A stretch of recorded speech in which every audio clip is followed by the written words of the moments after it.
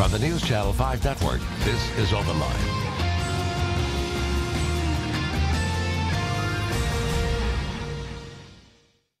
Hello, everyone. Welcome to OpenLine. I'm Ben Hall. Very good show tonight. There have been a lot of questions swirling around the Tennessee Department of Correction. A lot of questions, a lot of concerns. We want to delve into some of those tonight. And we are happy to have with us an investigative reporter from the Tennessean who has done some great work on this topic, Dave Boucher. Dave, thank you for being with us. Thank you for having me. I appreciate it. You have done several articles, one about the death of an inmate that was characterized by a medical examiner as unusual, suspicious, or unnatural. Then the Tennessee Department of Corrections came and said it was of natural causes. So certainly two sides there.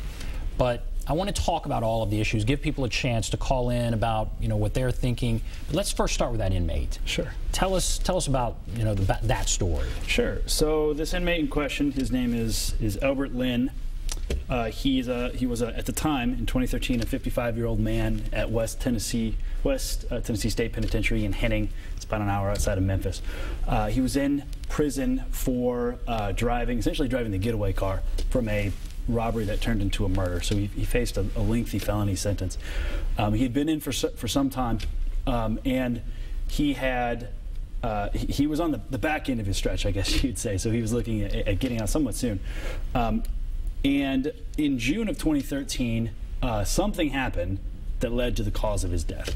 The official state report says that prison officials found him in his cell with his roommate. His cellmate, excuse me, said that he was unresponsive, brought him to the local hospital where he was pronounced dead, as you said, of natural causes.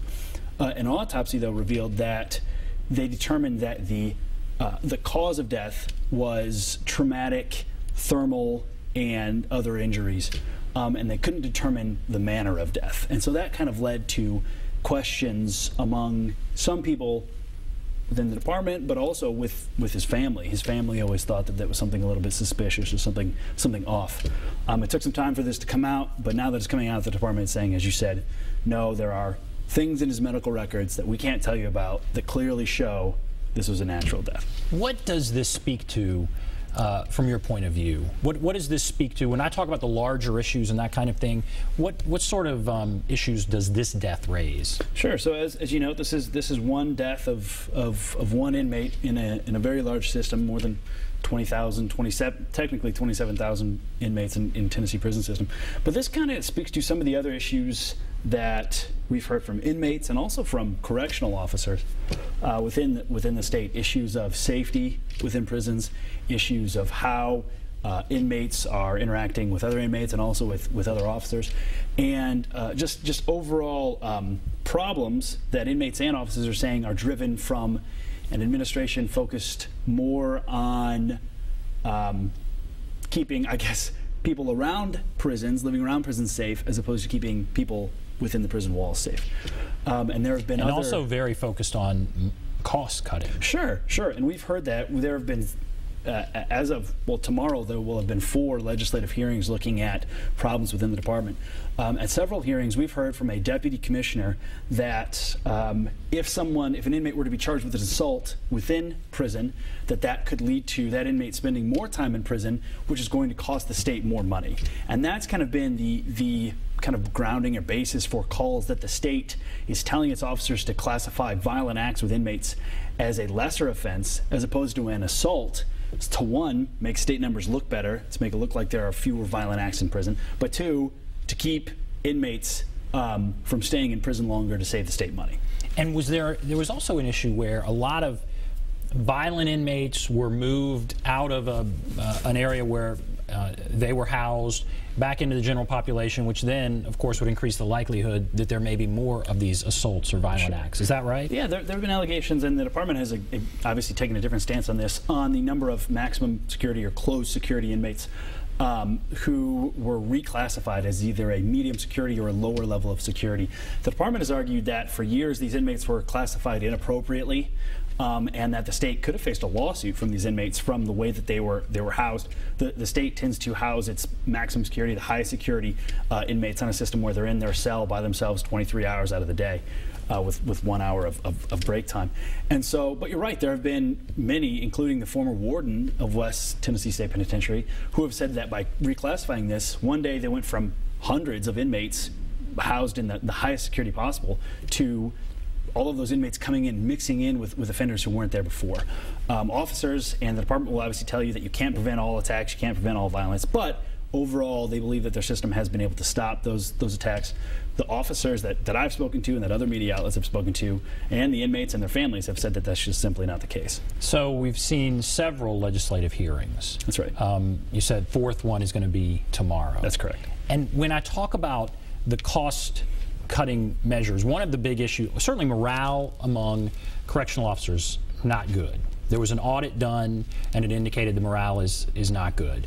And that stems from a change in their pay structure. Is that right? Yeah, so many officers and the Tennessee State Employees Association, who represents these officers, will tell you that a change that happened roughly a year ago, a little bit more, to the time frame in which officers are scheduled and paid has really made them upset.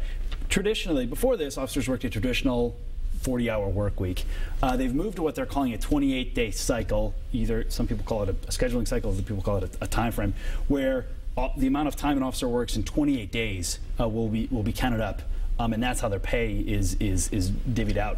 The reason this is a problem is that on a 40-day work week schedule, where an officer is paid twice a month, their overtime is calculated for each one of those weeks. So after 2 weeks, their overtime will be on their paycheck. So an officer was looking at a paycheck, if they worked a lot of overtime, which was the case because there were quite a few vacancies, they could come home with a $1,700, $1,800 check on both of those weeks. Now, with this new 28-day time schedule or whatever you want to call it, they're not getting paid overtime on that first check. So that first check went from $1,200, $1,400 to $700 or $800. And then all of that overtime, in theory, is going on to the next check. However, they argue that because there's more money on that check, there's more money coming out of taxes. So in general, they're just making less money. The correctional officers I've spoken with have said that this change forced out people from these positions, creating more vacancies, which is forcing more officers to work double shifts, leading to either tired officers or officers who are just not on top of their game, which is leading to more violence. And it's kind of one of these self-perpetuating things where fewer officers, more violence, it's more violent, so officers don't want to stay. And we've seen stories, I've done stories, about how hard it is to remain fully staffed. If they ever are really fully staffed, this is a hard job. It's a hard position to fill. The pay is not that great, and obviously the conditions they're working in are difficult. Absolutely. And so there's high turnover.